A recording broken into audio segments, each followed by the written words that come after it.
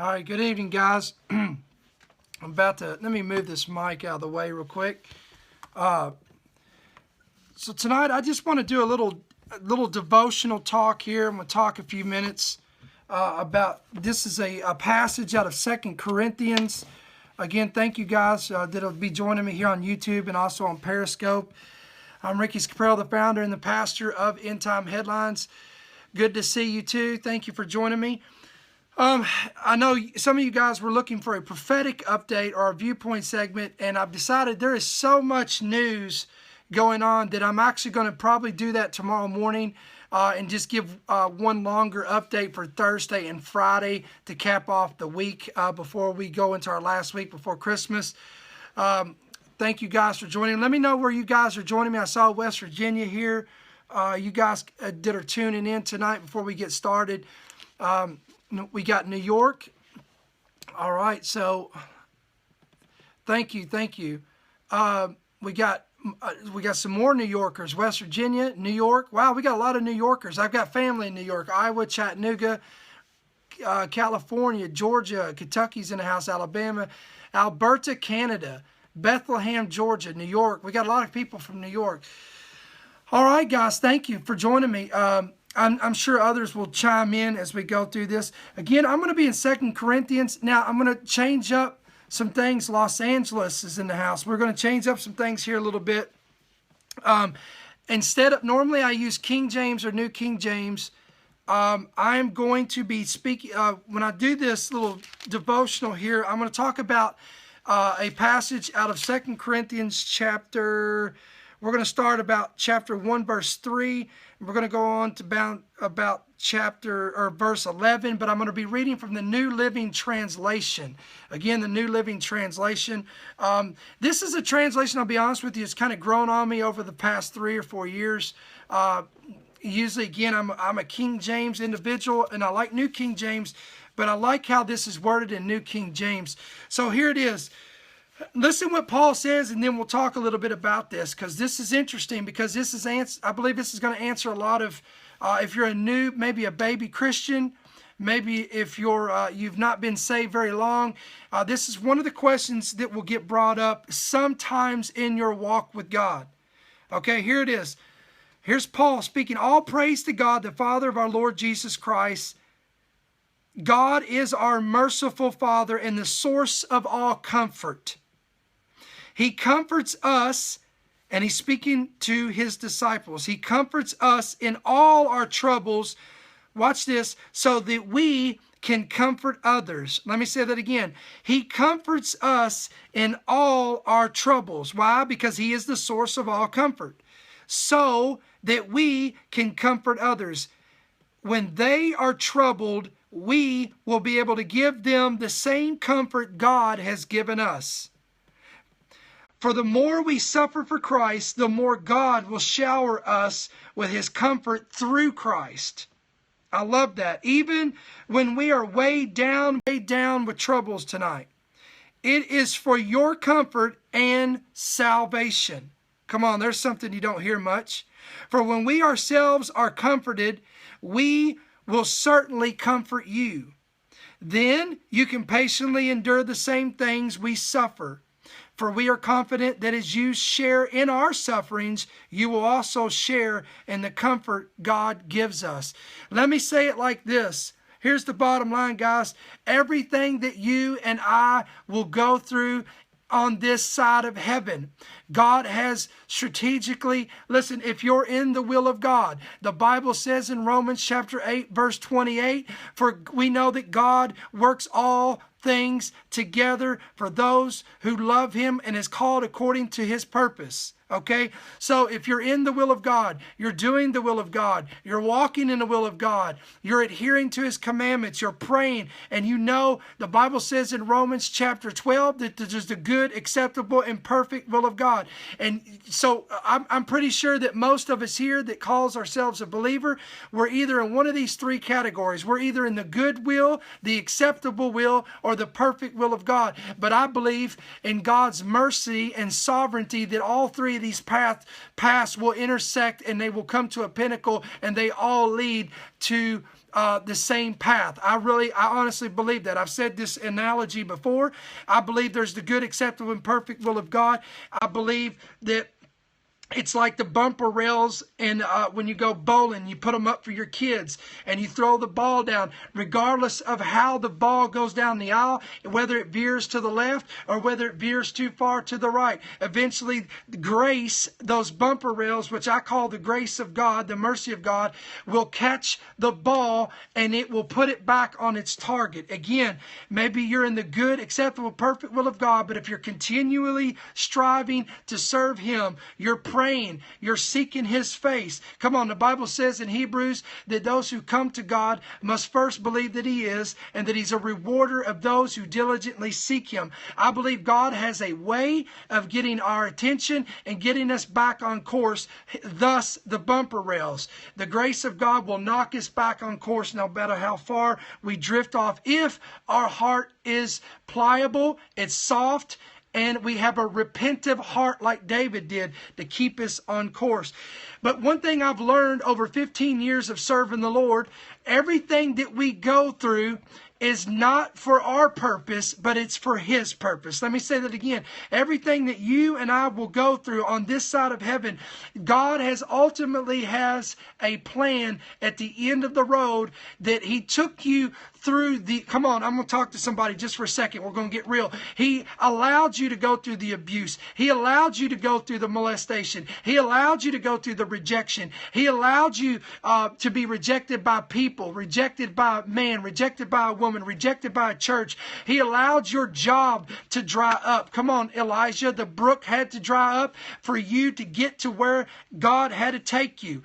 God is working all things together for the good of those who love Him and are called according to His purpose. You have to believe that, because Joseph even said at the book of Genesis, when he spoke to his brothers, the very individuals that cast him into a pit, rejected him, and blasted his vision and what he was called to do, he spoke to them and said, the evil that you intended for me, God has used this day and turned it around, that many will be saved. Come on, somebody.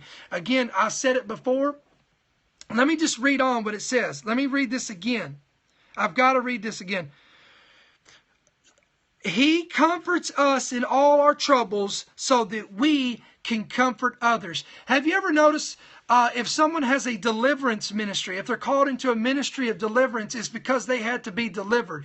Have you ever noticed that God will use an ex-drug addict, come on, to deliver people out of drugs? He'll use an ex-alcoholic to speak to those that are bound by alcohol, and AA can't save them. All these other resources can't deliver them, but he'll use an alcoholic that was bound, come on, by JD, and He'll redeem them, and now they're filled with JC. Come on, some of y'all get that later, but now they're full of the Holy Ghost, and now they can go out and minister to other individuals who walked in their shoes and was bound by the same chains, same fetters, and same bondage as them. He'll take people that were bound by sexual immorality, and He'll, come on, Mary Magdalene. He'll take a Mary Magdalene and deliver them out of 7 perverse spirits and use her to preach the gospel. Come on, who am I talking to tonight? So here's the key, guys. We got to remember, I don't know what you're going through, but I know the things that I've gone through. And I'm telling you, you may not understand it now, but someday you're going to look back on it and you're going to say, wow, that's why God delivered me from that. That's why God took me out of that. That's why God allowed me to go through this, is because He was going to use me to save many souls. You know, when my mom passed in 2005 of cancer, I remember going through her closet at her house, and there was a bunch of letters there. Now, some of you guys have heard me talk about this, but I went through all these letters, and I began to read these letters that my mom wrote to my aunt. And my aunt is one of the most godliest women of God I've ever met in my life. She lives in North Carolina, but at the time she lived in New York, and my mom lived in Kentucky, and they communicated through letters. They didn't have email, they didn't have Twitter, they didn't have Facebook, and they didn't have cell phones. Come on, some of the old timers will know what I'm talking about. We wrote with letters, and we took a pen and we wrote on a letter, we put it in an envelope, and we mailed it off. Okay, so I went through these boxes, and I found these old envelopes, and I found these old letters, and I began to open them up, and I began to read these conversations that my mother had with my aunt, and I put the dates, and they were dated, so I was able to line them up in order in which the events happened according to the dates. And what I discovered, listen to this, guys, what I discovered was that my mom, before I was ever conceived, contemplated suicide. She was bound by drugs. She lived in the 60s free love era, which was, come on, sex, drugs, and rock and roll. Some of y'all know what I'm talking about. Yes, she was, her birthday is actually coming up December 27th. And here's the deal. I began to read all this stuff, and it was blowing me away. And then one day I read in a letter where she found out she was pregnant with me. And she wrote my aunt, she says, I don't know what I'm going to do. I've got, now I've got a child on the way. I can't do this.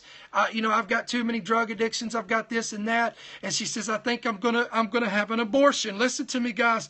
She said, I think I'm going to abort the child. And my aunt, who was a godly woman full of the Holy Ghost, wrote her back and said, no, she said, don't do this. She said, I'm telling you, this child is a gift from the Lord. And you need to pray about it. And I believe that if you allow this child to live, that this will be the greatest blessing that you ever had. So my mom, listen to this, guys. My mom by the way, my mom was a backslid Christian. So don't tell me you can't backslid, because she was saved and backslid, got into drugs, got into alcohol, got into the wrong crowds. Come on. And I can develop a whole message on that, but I'm not. But you've got to pay attention to the crowd you run with.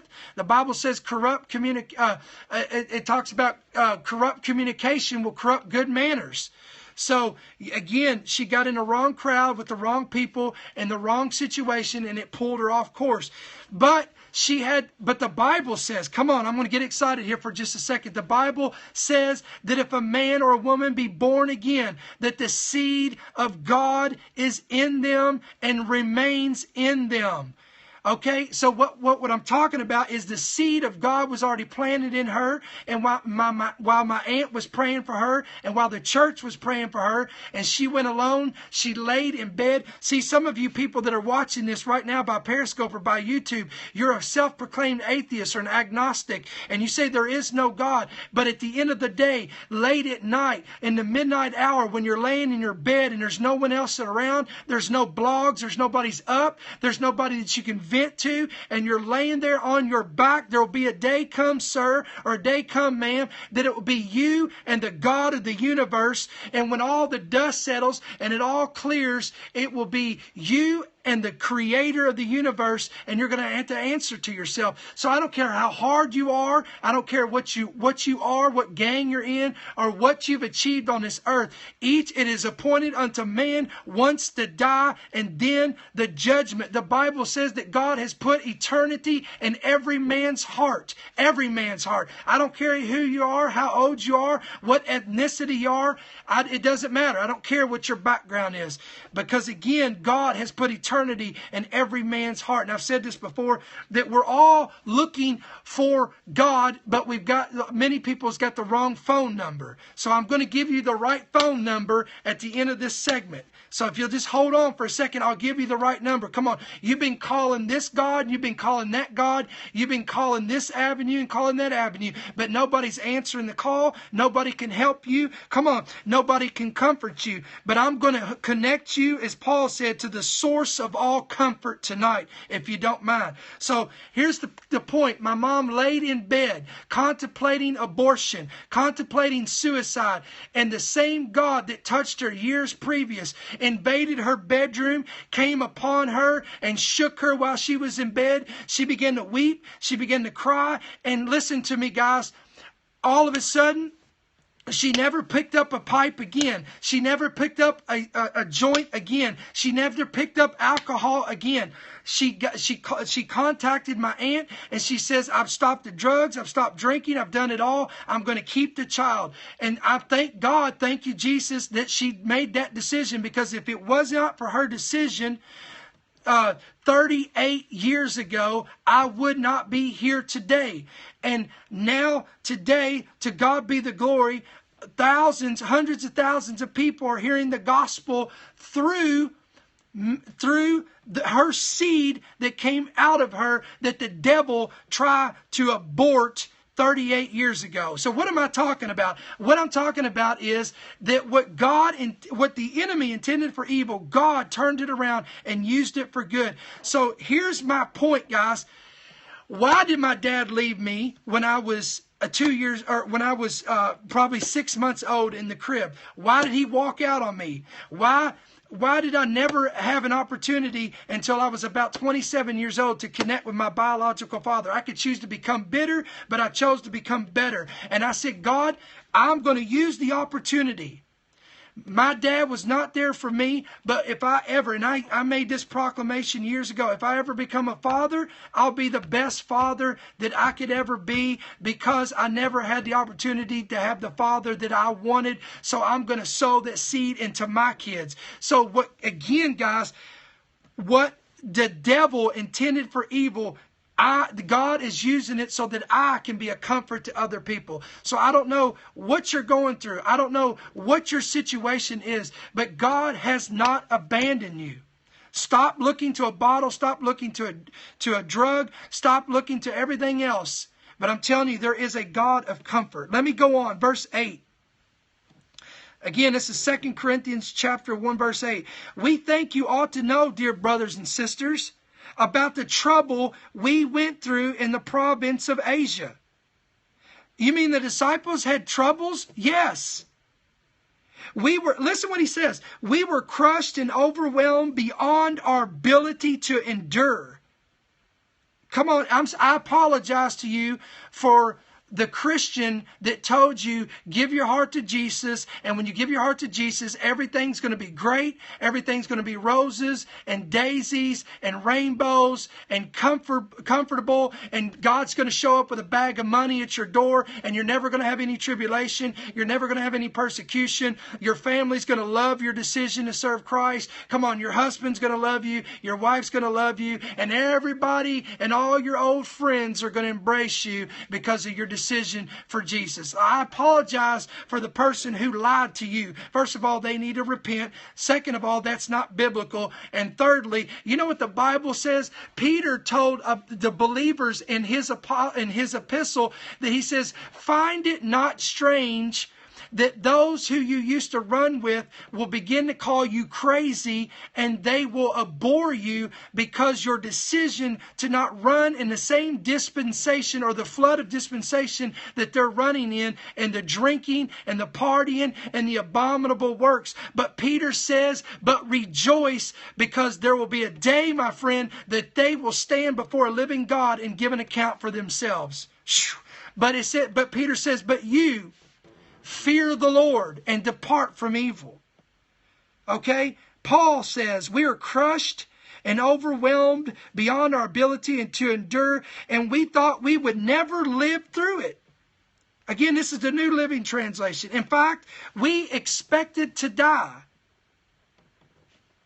But, watch this, I love it. But as a result, we stopped relying on ourselves and learned to rely only on God who raises the dead. Come on, man. That should get you excited right there. Listen, here's the problem with many of you guys. You have been relying on you. You've been relying on your plan. You've been relying on your agenda. You've been relying on your wisdom. You've been relying on everything that you've got laid out. It's got to happen like this. It's got to happen in His timing, and it's going to happen the way I perceive it to happen. But listen, here's the funny thing about God is He'll strip you of all your ability. He'll strip you of your plans. He'll strip you of... The last time I checked, Proverbs chapter 3, verses 5 through 7 says, trust in the Lord with all thy heart and lean not into thy own understanding, for all of our King James lovers. And lean not into thy own understanding, but in all thy ways acknowledge Him, and He shall direct thy paths. Come on. Notice He says, lean not into thy own understanding, but in all of our ways acknowledge Him, and He'll direct our paths. So this is what Paul's saying. He said, God allowed us to go through, if you don't mind, He allowed us to go through hell on earth to the point that we didn't even think we were going to make it. But it was at that point then that we stopped relying on ourselves and we learned to rely on God who raises the dead. Man, that's awesome. Listen to this. And He did rescue us from mortal danger, and He will rescue us again. Come on. Many are the afflictions of the righteous. Come on, somebody. But the Lord delivers us out of them all. I love it. We have placed our confidence in Him, and He will continue to rescue us. And you are helping us by praying for us. Whoa, that's heavy right there, guys. Let me back up and say that again. 2 Corinthians verse 11. And you are helping us by praying for us. Here is a nugget, guys. You think you don't need my prayers? Do I believe that I don't need your prayers? You think your family don't need your prayers? Some of you've got, listen, the Bible says, be not weary in well-doing, for in due season you shall reap if you faint not. Some of us, we've got to pray for our family more, because some of us have said, I don't even know why I pray for them heathen. I don't know why I pray for them people, because I don't ever see any results.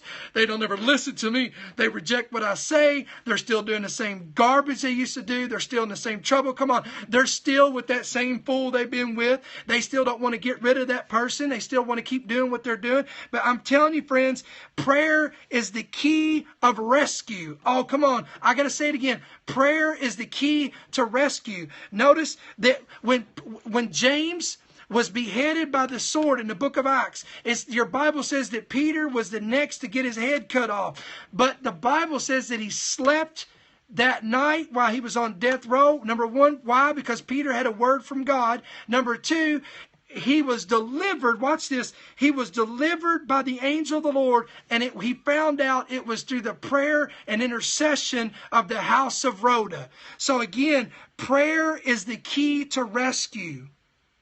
Okay, let me back up 11. And you are helping us by praying for us, that many people will give thanks, because God has graciously answered so many prayers for our safety.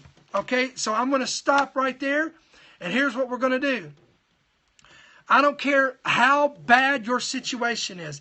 I don't care how grim it looks.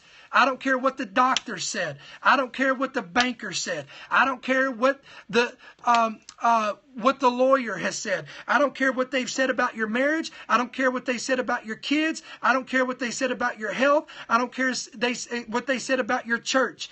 Listen, the Bible says, whose report shall you believe? I believe that we shall believe the report of the Lord. For the promises of God are what? Yes and amen, and to those that believe. So I want to pray for you guys right now, whatever your situation is, that God is going to use your mess and turn it into a message, and He's going to use His messenger. Let me say that again. He's going to use your mess and turn it into a message. And he's going to use not the preacher on TV. He's not going to use me, but He's going to use you as the messenger.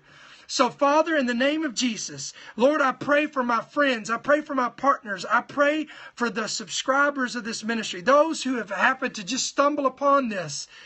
They weren't supposed to be here in their conception of their idea, of their reasoning. But God, there is a purpose and a plan for every season under heaven. There is no accidents. There is no coincidences. All things are working together for the good. of those who love you. And Lord, I thank you, Father, for the steps that you've ordered to come to this broadcast, to come onto this segment on YouTube and on Periscope. I pray for every individual under the sound of my voice. Lord, for every marriage that's struggling. Lord, that they've want to throw in the towel, that they're ready to hang it up. They're ready to give it up. They're ready to walk away. Lord, I declare restoration over the marriage. I declare that this mess shall be transformed into a message. That, Lord, that you can raise this marriage up and be a blessing and be a counsel and a voice. And Lord, a voice of deliverance to another young couple. I see someone that's teaching a whole course or a class, whether it's in their church or from their house. Lord, it's a marriage couple that's been reconciled and restored, and they're going to be a voice to another generation, a voice to hurting couples and couples that are on the verge of divorce or separation. Lord, you're going to use them to restore. Lord, I speak to those individuals that are sick in their body. Lord, you said the God of comfort shall raise us up. Lord, the God that raises the dead shall deliver us and save us and deliver us from our troubles, even to the point of death. God, you can do it. You've intervened. Lord, I saw how you intervened for Jonah. I saw how you intervened for Daniel in the lion's den. How you intervened for Shadrach, Meshach, and Abednego in the fiery furnace. I seen how you delivered Peter from getting his head cut off. I seen how you delivered the disciples when they were on a storm and they should have been taken out. But you said, peace, be still into the storm. And the same God that did that is the same God that can speak peace to the storm. Peace to this storm in this body. That Lord God can deliver them from sickness, deliver them from infirmity, deliver them from their disease, deliver them from this inoperable disease. And what the doctors have said, God, I declare that you shall do the opposite. I declare that they shall live and not die and declare the works of the Lord our God. I declare in Psalms 91 over you that declares with long life you'll be satisfied with the joy of his salvation. In Jesus' name. Lord, I pray for every individual, Lord God, that's been hurt and been wounded by a relationship, whether it be their father, whether it be their mother, through their parents, whatever the case may be. God, restore. You did it for me, Lord. Lord, I call you to remembrance, God. Lord, I didn't even know if my biological father was alive for 27 years. But God, on a 21-day fast, on the third day of the fast, Lord, you gave my wife a dream that I would be restored to my father. And Lord, on the 21st day of the fast, Lord, my dad stood outside of a church building just like it was shown to my wife in the dream. And I was restored to my biological father. It was a total miracle of God. God, if you did it for me, you can do it for those that need the same miracle even now in Jesus' name.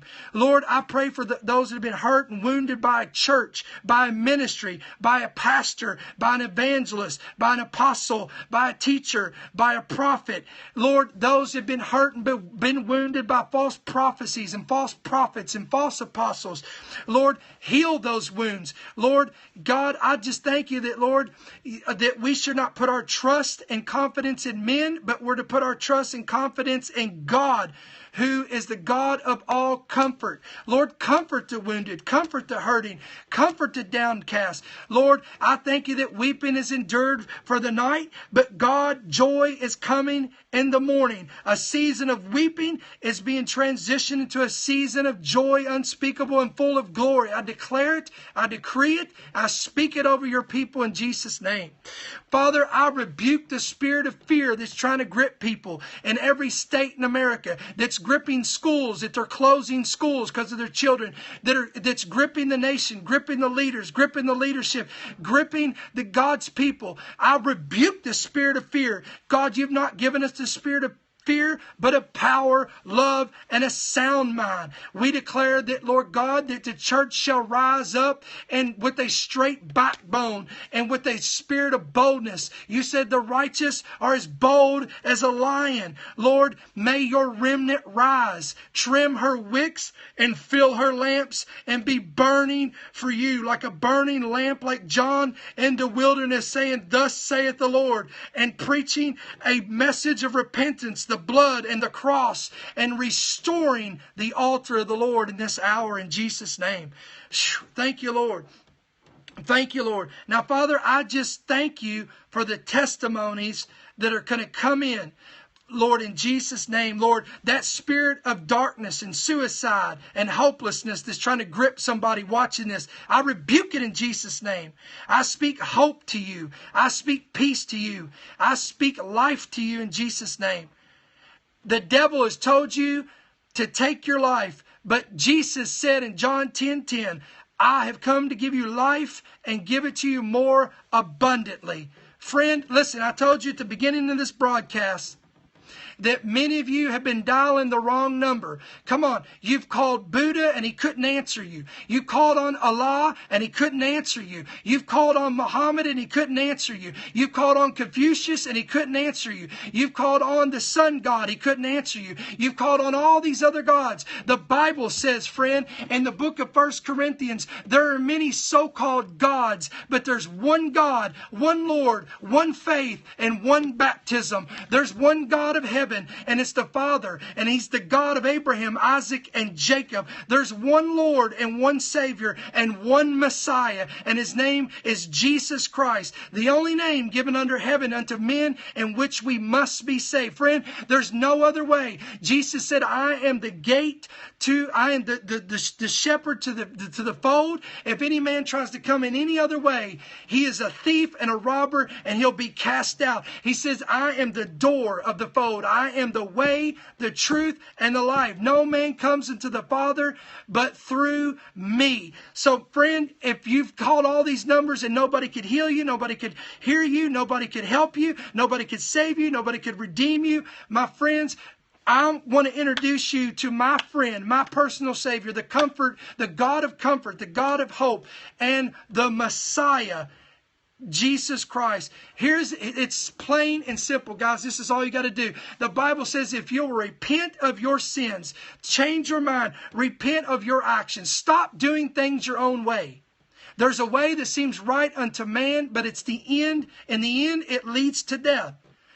Put your faith and trust in Jesus Christ and his shed blood for what he did for you. That's what you do. Tonight, you just turn from your sins. Repent. Jesus, I am sorry for what I've done. I'm sorry that I try to do things my own way. I believe that you died and rose again from the dead, and you're sitting at the right hand of the Father, and you're making intercessions for me tonight. I believe that your blood was shed, that you purchased my redemption through faith in you. I believe that with all my heart, and I accept it tonight. Friend, if you did that and you pray that from your heart, you are born again. Please contact me if you did. EndTimeHeadlines@yahoo.com. Again, EndTimeHeadlines@yahoo.com. If you made that decision tonight, God bless you. Welcome to the family. Get you a Bible. Get you a Bible. Begin to read the book of John so you can understand the character and attributes of Jesus. I encourage you, read the four Gospels, Matthew, Mark, Luke, John. Read the book of Acts. Go through the New Testament. Read it. And then become acquainted with Jesus Christ, his works, and his early church. And then that'll give you a sure foundation. Read and obey. James chapter 1 says, what profit is it to read or hear the word but not be a doer of it? So again, love you guys. God bless you tonight. Thank you for joining me tonight. Again, tomorrow. Now, let me give you some, don't leave yet, because I want to give you some announcements. First of all, I know some of you wanted to do our prophetic update. You wanted to hear some of that stuff. Again, I'll do that tomorrow, because there is a lot of news that came out today, and I want to get all that compiled, and we'll do that tomorrow, because I know it's Friday. A lot of you guys will be traveling for Christmas, and so on and so forth. So again, I'll put that on YouTube just like this is, so you guys can watch it in your own time, because I know Periscope only keeps this stuff for 24 hours. So again, you can share these messages on Periscope, but also on our YouTube channel. Again, on our YouTube channel, it's at End Time Headlines. You can search for it there. Our main website's endtimeheadlines.org or endtimeheadlines.com. And at the top, it says follow us. or follow ETH, when you scroll down, you'll see where it says YouTube. That's where you can click there, or there'll be a little icon on the side of the website or down on a mobile device where you'll see the little phone. It says subscribe to ETH. Now, I have added an extension to the site. Some of you guys already know this. Some of you may not. But if you've gotten on any of our sites or any of our posts today, you'll see where it says uncensored. Okay? It says news and headlines from an uncensored perspective. This is a new sister site, or an extension, if you would, a branch off of End Time Headlines. And what this is for, this portion of the website is going to be for content that is very sensitive, like persecution of the saints and different things like that you can find stuff. Now listen, a lot of this won't be visible on our Facebook site. So I know a lot of you guys follow us on Facebook. You're not going to see a lot of this content.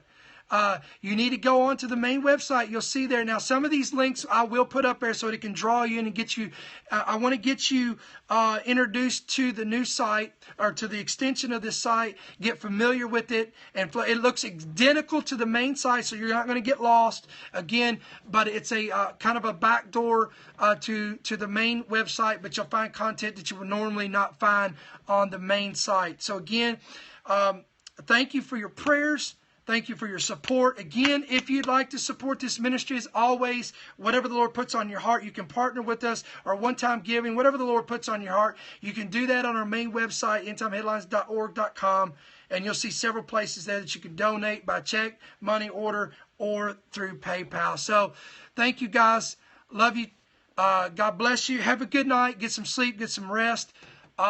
Be in prayer, guys, and I don't want to talk a lot about this tonight. I'll talk about this tomorrow. But guys, we've got to be in prayer and intercession for our nation, for every city in America, because the enemy is conspiring. He's plotting. But I'm standing on the word of God that no weapon formed against us shall prosper. Amen. So we'll talk about that tomorrow. So good night. God bless. I'll see you guys tomorrow. Thank you.